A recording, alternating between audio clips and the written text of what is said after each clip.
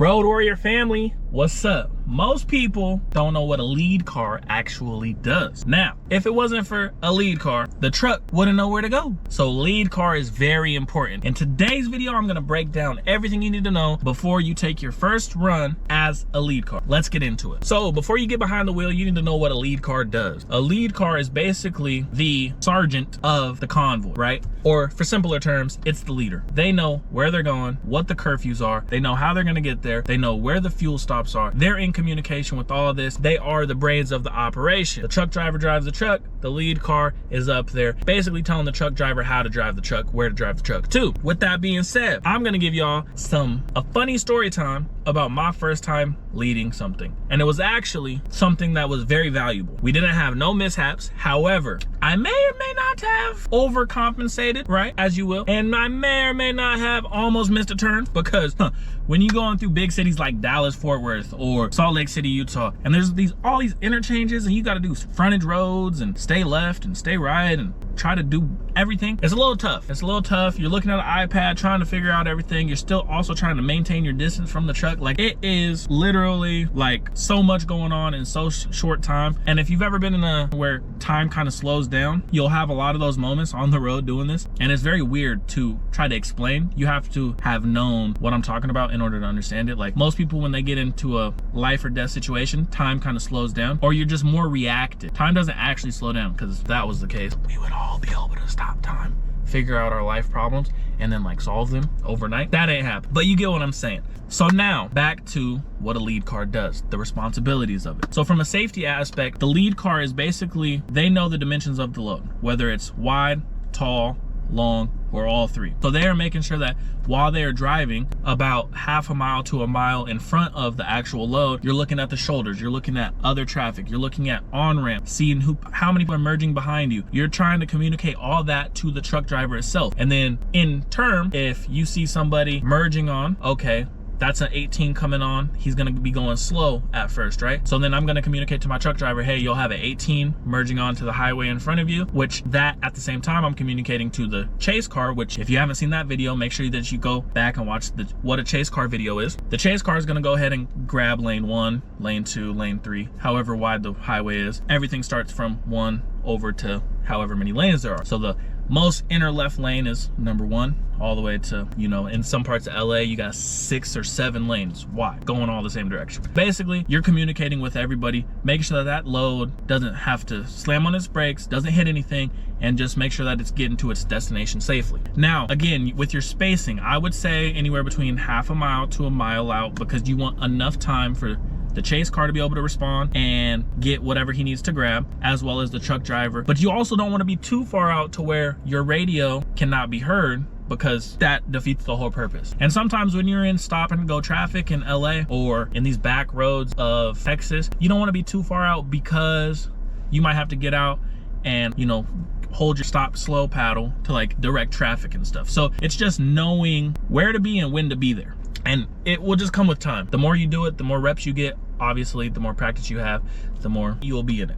As far as the lingo that's used and the communication, it's very simple. Everybody has their own terminology that they like to use. Some people call the yellow line, which is the left insidemost line, the mustard because it's yellow, the white line on the outside, fog, the middle line, the dash, that's gonna be a zipper. That's kind of universal. And then everything else in between is however you wanna, you know, call it. If there's an officer on the right shoulder, some people say, hey, officer on the right shoulder, we're gonna need to move over. Hey, we have a trooper on the right shoulder, we're gonna need to move over. Hey, we have highway patrol on the right shoulder, we're gonna need to move over. Same concept, different terminology. Just depends on how you started, how you go, you know. And I might, you know, call something, hey, I have a broke down 18 with boots on the ground. That basically just means there's a parked 18 on the right shoulder that we're gonna have to move over for, and boots on the ground is a pedestrian. Some people call them pedestrians, outside the truck, working on his truck or whatever, but we need to avoid the right shoulder until we get past it, because God forbid something bad happens, he has to run into traffic, just anything bad could happen. So it's all about terminology and communication. You will learn what works for you, what doesn't, doesn't, you'll create your own lingos and stuff. And the truck drivers, they've been doing this for years, so they've heard everything under the sun and the kitchen sink. So just find what works best for you. Communicating is key, so just make sure that you're communicating. Now, mistakes that rookie lead cars make. I would say the biggest one would be improper spacing and not routing the route correctly. Those are two very big things, because you're gonna get permit, whether it be 48 hours before you leave to sometimes they send them to you 2 hours before you leave, which is unfortunate, but that's why I said you have that iPad. You need to be routing, you need to know what turns to take. In those permits, there'll be curfews. Hey, you can't run in this school zone between this time and this time because X, Y, and Z, because it's school or rush hour traffic. Sometimes you can't go through LA at certain times because there's too much traffic and they don't want to risk anything happening to pedestrians or the load. So it's your job to communicate with the truck driver and know exactly where you're going. And a lot of lead cars, they think, oh, all I have to do is call out things on the shoulder and just tell them where we're going. But it's a lot more to that. And it's very, very tedious work, but it's fun. It makes days go by quickly, and you also get paid more than being in the back. So I guess, you know, pros, get paid more. Cons, your head got to be on a swivel at all times. Another mistake that rookies make, I would say, would be the lack of communication, just from the simple fact that truck drivers, especially if you're a mile out, can't necessarily see what you got going on or where you're doing. So, you know, being overly communicative is better than being under communicated, because that the last thing you wanted to say is, hey, we have a random parked car on the shoulder.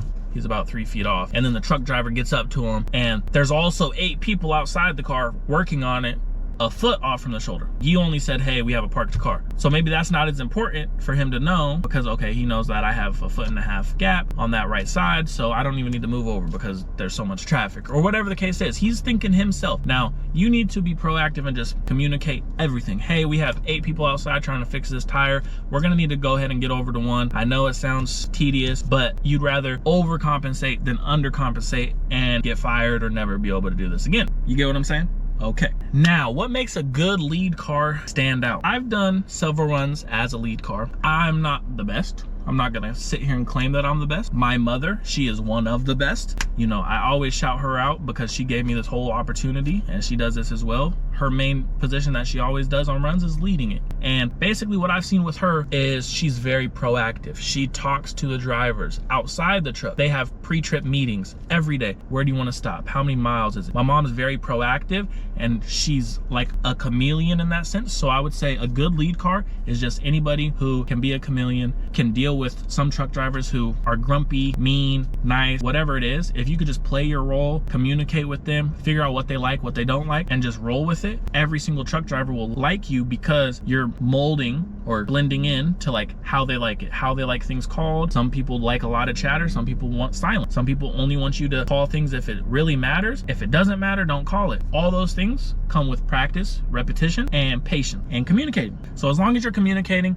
I think that that's what makes a good lead car stand out. Again, my mom's been called several times back to the same companies with the same drivers because they love how much work she puts in, how enthused she is about it, and how much she actually does her job. So that's basically what a lead car does. And I know y'all are gonna have 1,000,005 questions. Oh, but what about a lead high pole? That's a whole different video topic that I will break down in a future video. And I'm also going to, now that I told you what a chase car is in a previous video, this video was what a lead car is.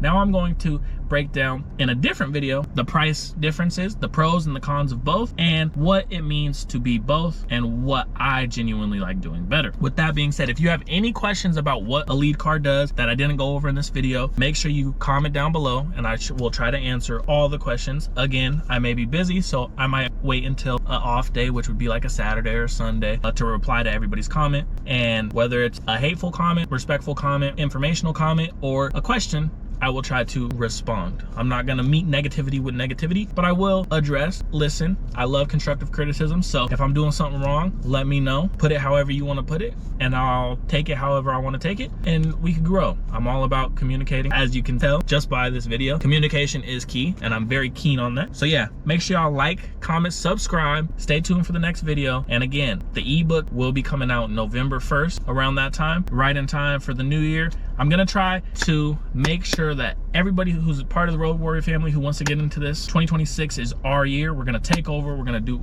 big.